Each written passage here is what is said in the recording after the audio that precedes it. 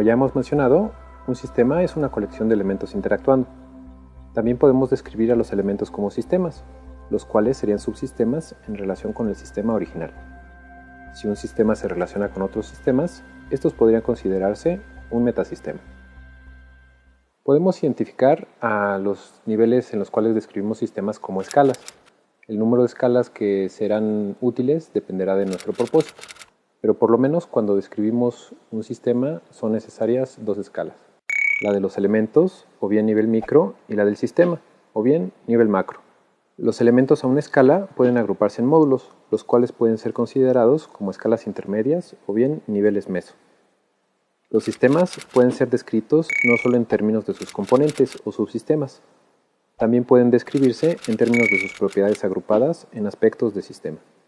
Veamos un ejemplo. Podemos considerar a una hormiga como un sistema, ya que está compuesta por células. Estas células también pueden considerarse como subsistemas porque están compuestas de moléculas.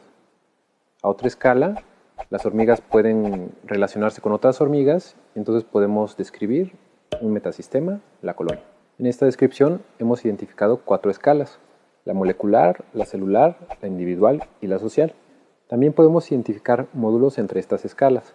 Por ejemplo, entre la molecular y la celular podemos identificar organelos, entre la celular y la individual podemos identificar órganos o bien partes anatómicas como cabeza, tórax, abdomen, patas, antenas. Entre la individual y la social podemos identificar grupos de hormigas, por ejemplo, soldado, u obreras o larvas. En este ejemplo también podemos identificar aspectos del sistema. Cada hormiga tiene niveles de actividad o reservas de energía, los cuales podemos relacionar con los niveles de actividad y las reservas, ya sea de la colonia o de las células que lo componen. Si se fijan, podemos llamar a una hormiga sistema, subsistema o metasistema, dependiendo de nuestro marco de referencia. Pero como estamos hablando de epistemología, un cambio de descripción no afecta a la hormiga en sí.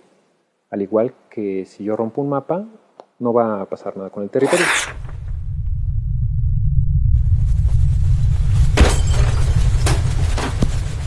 Un sistema se distingue de su entorno por una frontera, la cual es identificada por un observador. Por ejemplo, como detallaremos en el siguiente módulo, no es obvio decidir si la frontera de una persona es su piel, su ropa, sus dispositivos tecnológicos o bien las bacterias que están dentro y fuera de nosotros. Como cualquier descripción, la mejor frontera dependerá del propósito que tengamos. Tendremos que tomar la misma decisión al describir subsistemas y metasistemas a distintas escalas, pero podemos seguir una regla general. Las interacciones entre los componentes de los sistemas en cada escala deben ser mayores que las interacciones con otros elementos fuera del sistema. Por ejemplo, hay interacciones entre nuestro cuerpo y algún vehículo como una bicicleta o un automóvil, o herramientas como patines, esquís o instrumentos. Sin embargo, estas interacciones son menores y menos intensas que las que hay entre nuestros órganos. De manera similar, las interacciones que hay entre las células de un tejido son más intensas que las interacciones que hay entre células de distintos tejidos. Un concepto interesante que relaciona a un sistema con su entorno es el de la variedad requerida, que fue propuesta por Ross Ashby hace más de medio siglo. La variedad se refiere simplemente al número de estados o configuraciones posibles. Ashby postuló la ley de la variedad requerida para decir que un controlador requiere tener por lo menos la misma variedad que aquello que está tratando de controlar. Por ejemplo, un termostato necesita distinguir la variedad posible de temperatura de su entorno para poder decidir cuándo enfriar, calentar o apagarse. Hay que notar que en muchos casos la variedad de un sistema está determinada por todas las combinaciones posibles de los estados de los elementos de un sistema. Por lo tanto, esta variedad crece exponencialmente con el número de elementos o variables de un sistema. Esta variedad puede medirse en términos de información, la cual detallaremos en otro video de este mismo módulo. Por ahora, veamos un ejemplo. En grupos sociales de humanos, hace miles de años, podríamos decir que un solo líder podía controlar a un grupo social, digamos a una tribu, ya que los grupos paleolíticos tenían una complejidad muy baja. Por lo tanto, el líder podía decirle específicamente a cada individuo del grupo qué era lo que tenía que hacer para asegurar la supervivencia del grupo. Con el desarrollo de la agricultura se empezaron a formar ciudades. Una sola persona ya no podía decirle a todos los ciudadanos qué era lo que debían de hacer para asegurar la supervivencia de la ciudad. Sin embargo, sí podía decirle a varios líderes qué era lo que tenían que hacer para que los líderes controlaran a distintos grupos de la población o bien aspectos de la ciudad. Esto es una jerarquía. Sin embargo, en años recientes, en parte debido a las tecnologías de información y telecomunicaciones y también a la globalización, la variedad de nuestras sociedades se ha ido incrementando, por lo que las jerarquías ya no son adecuadas para controlar a distintos grupos sociales. Esto es debido a que las sociedades no solo incrementan su variedad, sino que están cambiando a pasos acelerados. Como alternativa, el control social en muchos casos se ha ido distribuyendo. En lugar de tener un líder y muchos seguidores a varias escalas, se ha ido pasando de una jerarquía a una red, donde hay muchos líderes en cada escala que se especializan en distintos aspectos y están relacionados entre sí. Por ejemplo, el colapso de la Unión Soviética se debió en parte a que la jerarquía no pudo enfrentar la variedad requerida de los cambios tanto internos como externos para que su economía pudiese adaptarse. Y no es que las economías actuales no tengan sus problemas, pero estas sí han podido adaptarse a distintos cambios en sus mercados tanto internos como externos gracias a la regulación tanto nacional como internacional y al liderazgo de múltiples actores a distintas escalas. En el video anterior vimos algunos conceptos básicos de los sistemas, pero ¿cómo podemos representar la estructura de un sistema? Una manera de hacerlo es con redes. El estudio matemático de redes inició con teoría de grafos, la cual fue propuesta por Euler hace casi 3 siglos. Un grafo o una red es útil para describir las relaciones entre pares de objetos. Los objetos se representan con nodos o vértices, mientras que las relaciones se representan con ligas o aristas. Tanto los nodos como sus ligas son importantes, ya que un sistema será distinto si cambiamos los elementos, incluso dejando las ligas intactas. Sin embargo, dicho sistema también cambiará si los nodos no cambian, pero sus ligas sí lo hacen. Podemos representar a todo sistema como una red. Esto es posible porque las redes nos ayudan a representar tanto elementos como interacciones. Por ejemplo, en ecología podemos representar qué especies se alimentan de cuáles con una red trófica.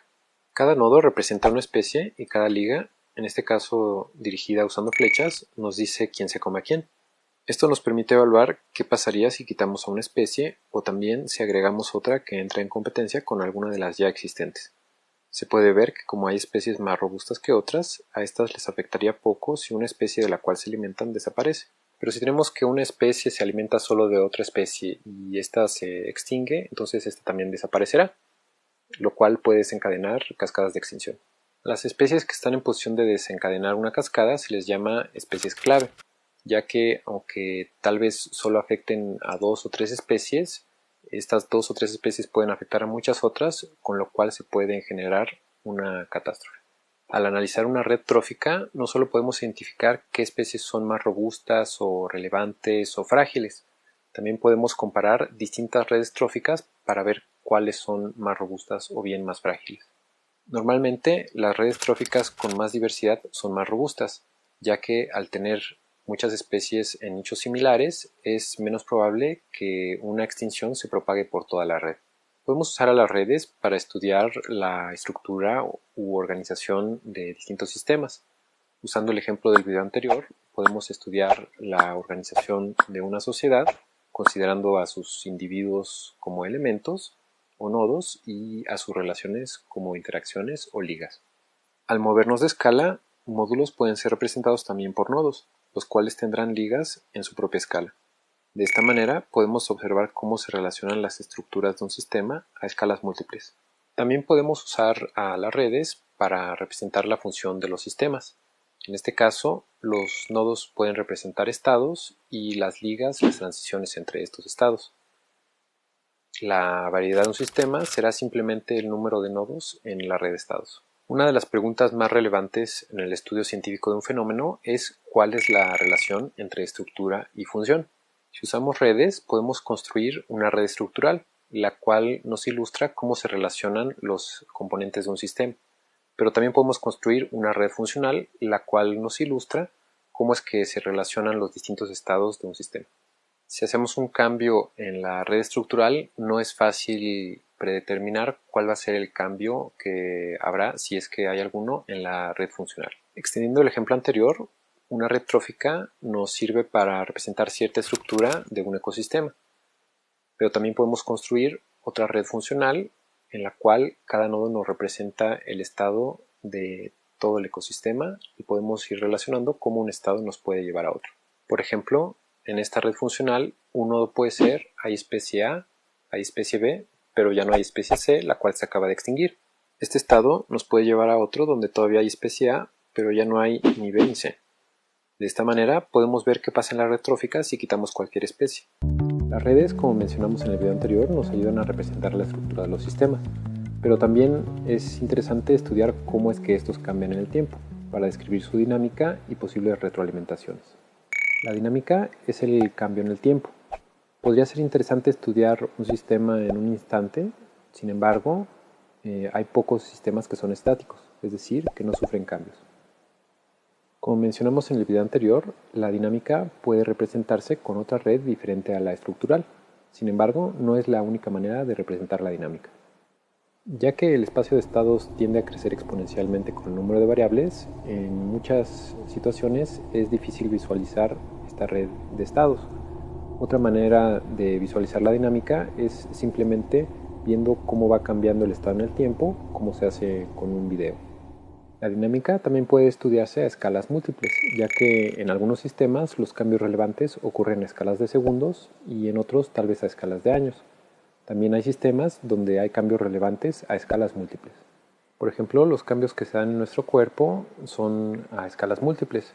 Nuestras neuronas disparan a escalas de milisegundos, nuestro corazón late o respiramos a escalas de segundos, digerimos comida y dormimos en escalas de horas, nuestros tejidos se regeneran en escalas de días y crecemos y envejecemos en escalas de años. Simplemente el aprendizaje puede darse ya sea en escalas de segundos o también en escalas de años. Un concepto importante del pensamiento sistémico desarrollado dentro de la cibernética es el de retroalimentación. Esta nos dice que el efecto de un elemento de un sistema puede regresar al mismo elemento. Por ejemplo, podemos imaginar que estoy atrapado en el tráfico. Digo imaginar porque me muevo en bicicleta. Los humanos somos animales que tendemos a imitar bastante. Entonces, por ejemplo, si yo empiezo a tocar el claxon de manera desesperada, es muy probable que otros conductores me imiten y también empiecen a tocar el claxon. Si quieren, hagan el experimento. Si hay una masa crítica de conductores desesperados, los claxonazos se propagarán, aunque sea de manera inconsciente, y al haber más gente tocando el claxon, probablemente yo siga tocando el claxon al imitarlos. Esta es una retroalimentación positiva, ya que mi acción de tocar el claxon se propaga por el sistema de conductores a través de nodos desesperados y la acción me vuelve a afectar a mí, por lo que sigo tocando el claxon hasta que haya un cambio que rompa esta dinámica. La retroalimentación positiva puede generar una reacción en cadena, pero también existe la retroalimentación negativa, la cual tiende a minimizar la propagación de los cambios. Tomando otro ejemplo social, también imitamos en la formación de opiniones. Supongamos que tenemos que elegir entre dos opciones, ir a la huelga o no. Hay gente que nunca va a cambiar de opinión, pero otros que sí, y su decisión dependerá en muchos casos de lo que opine la mayoría de las personas con las que quienes tienen contacto. Entonces, si por ejemplo yo estoy a favor de ir a la huelga y las personas que están a mi alrededor con las cuales yo tengo contacto también están a favor, será más difícil que yo cambie mi opinión. Esta retroalimentación negativa reduce las probabilidades de que a la larga haya un cambio en la opinión. La retroalimentación negativa tiende a estabilizar la dinámica, ya que inhibe los cambios. Por el contrario, la retroalimentación positiva promueve los cambios. Dependiendo de nuestro propósito, podríamos preferir promover la retroalimentación negativa o positiva o combinaciones de ambas. Un concepto relacionado con la retroalimentación es el de prealimentación. En la retroalimentación, los efectos de un elemento regresan a través de las interacciones que hay en el sistema. En la prealimentación se trata de influir en la dinámica antes de que ocurra cierto evento para poder regular mejor el sistema. Por ejemplo, si el pronóstico meteorológico sugiere que va a llover, yo puedo decidir llevar un paraguas. Si en verdad llueve, tal vez no me moje tanto. En este caso, el pronóstico me prealimenta cambiando mi comportamiento. O bien otro ejemplo, el servicio de mantenimiento que se le da a un avión, automóvil u otra máquina prealimenta el estado futuro de la máquina con la intención de evitar fallas. En otras palabras, la prealimentación trata de influir en el futuro a partir de un estado presente mientras que la retroalimentación trata de hacer un cambio en el presente a partir de un evento pasado. Los seres vivos constantemente realizamos ciclos de retroalimentación y prealimentación, solo que normalmente los llamamos adaptación y anticipación respectivamente.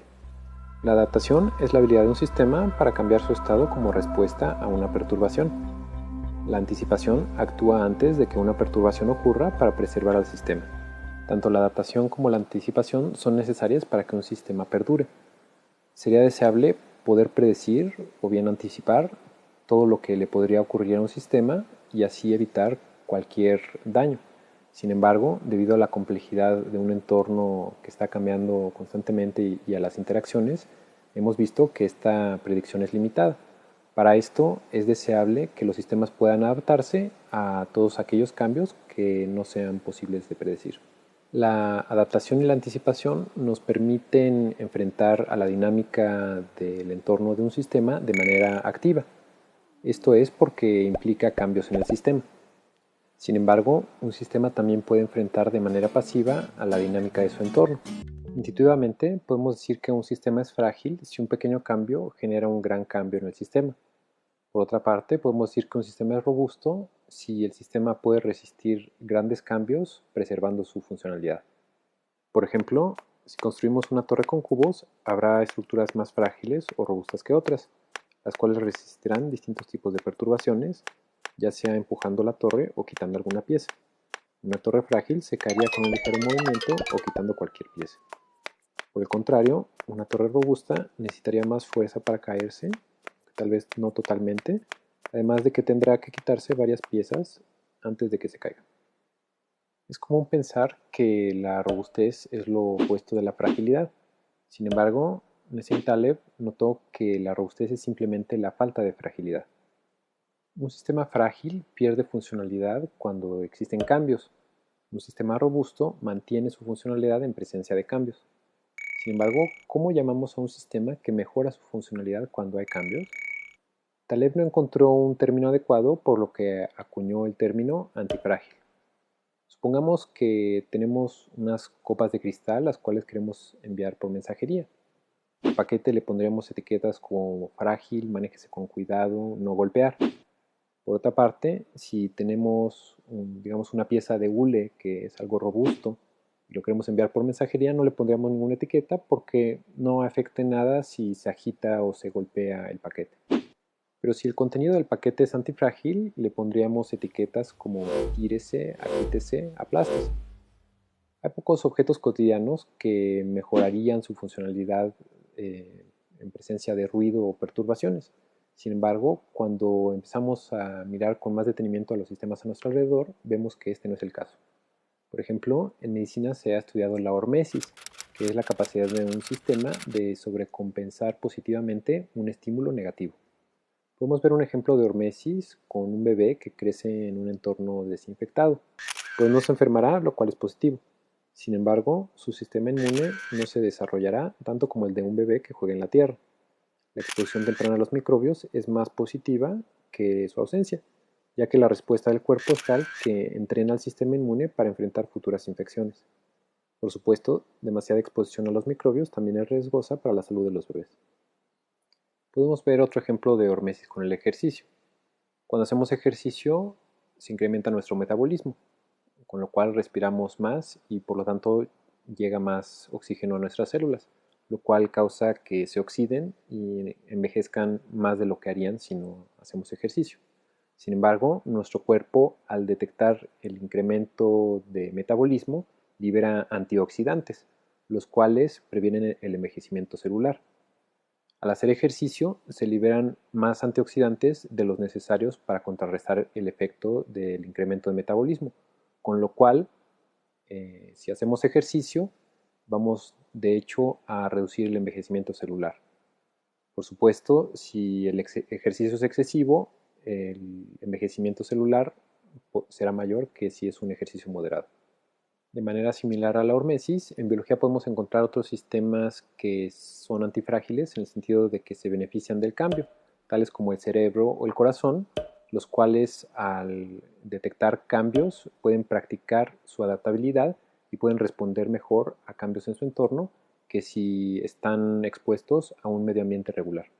Otros ejemplos de antifragilidad pueden verse en educación y en economía, donde los cambios en la primera fomentan la creatividad y en la segunda la innovación. El arte es necesariamente antifrágil, ya que los cambios son necesarios para poder generar obras novedosas. Entonces, nos conviene construir sistemas frágiles, robustos o antifrágiles, que esto dependerá del entorno del sistema. Gregory Bateson definió la información como una diferencia que hace una diferencia. Esto quiere decir que podemos entender la información como algo que puede ser relevante para un sistema. Sin embargo, unas décadas antes, en el contexto de la cibernética, Claude Shannon definió una teoría de la comunicación donde propuso una medida de información. Shannon estaba interesado en la transmisión fiel de datos a través de un canal de comunicación ruidoso. En este sentido, no importaba el significado de los datos, ya que se asumía que este no era un problema de la transmisión, sino la relación entre el emisor y el receptor. La información de Shannon es máxima cuando los datos son casi aleatorios. Esto es porque al casi no haber un patrón en los datos, la información que hayamos recibido no nos será muy útil para predecir qué información recibiremos en el futuro. Por ejemplo, si estamos tirando volados, no importa que tengamos millones de datos, pues estos no nos dirán cuál será el dato del siguiente volado. Por otra parte, la información de Shannon será mínima cuando un solo dato se repite siempre. Si recibimos más datos, estos no nos darán más información, ya que con la información que tengamos en el presente podremos predecir toda la información futura. La información de Shannon nos dice qué tan regular o novedosa es una secuencia de datos.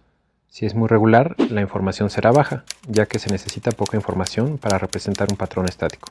Por otro lado, si no hay estructura y los datos están desordenados, la información será alta, ya que habrá que representar cada dato explícitamente. Los componentes de un sistema pueden producir información nueva al interactuar.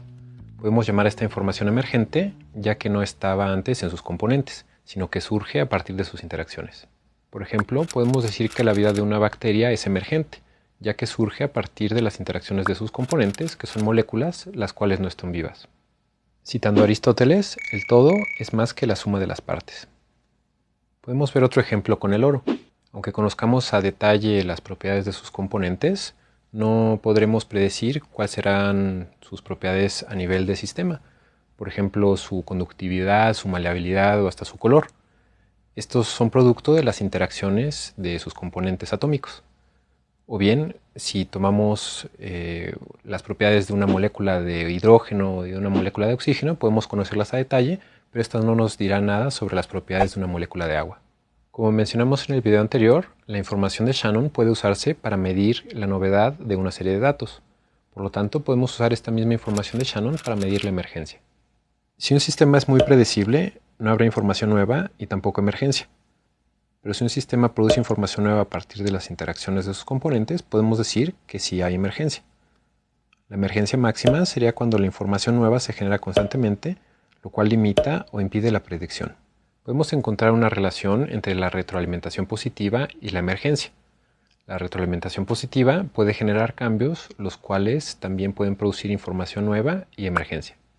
En algunos casos podría ser deseable tener emergencia para generar cierta novedad. Sin embargo, demasiada novedad podría destruir estructura y organización. La autoorganización es la habilidad de un sistema de incrementar su orden por medio de las interacciones de sus componentes. Por ejemplo, un cardumen de peces o una parvada de aves generan patrones, es decir, cierta organización, a partir de las interacciones locales entre distintos animales. Y estos patrones están muy lejos de ser aleatorios. Otro ejemplo de autoorganización es la sincronización de algunas especies de luciérnagas. En este caso, cada macho parpadea con cierta frecuencia, intentando atraer a la hembra. Sin embargo, tendrán más éxito si parpadean de manera coordinada. Las luciérnagas empiezan a ajustar sus parpadeos con el de sus vecinos y pronto árboles completos parpadean al unísono, lo cual permite ver a las luciérnagas desde distancias donde no sería posible verlas de manera individual. En estos ejemplos no hay un control centralizado.